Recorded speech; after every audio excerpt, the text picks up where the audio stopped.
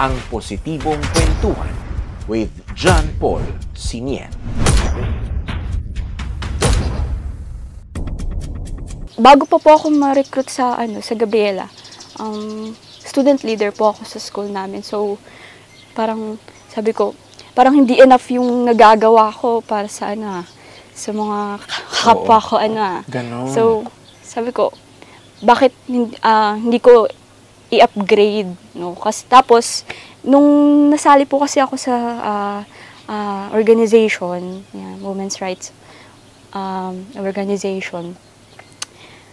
Marami kaming tinitake ng mga pag-aaral tungkol sa mga nangyayari sa Lipon, yung mga jargons, yung una kong narinig yung imperialism, feudalism, bureaucratic capitalism. Sabi ko, bilang intellectual na kabataang estudyante, gustong-gusto ko yung mga ganyang words, sabi ko.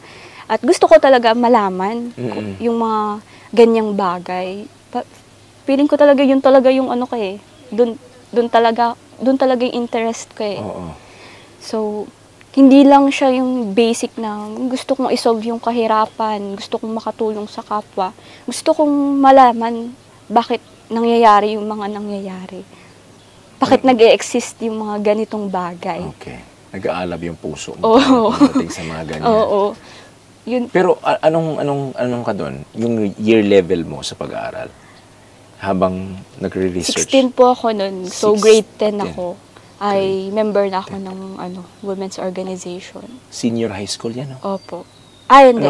Grade 10. Is fourth year? Magsi-senior high school na po ako. Graduating. Ang positibong kwentuhan with John Paul Siniet.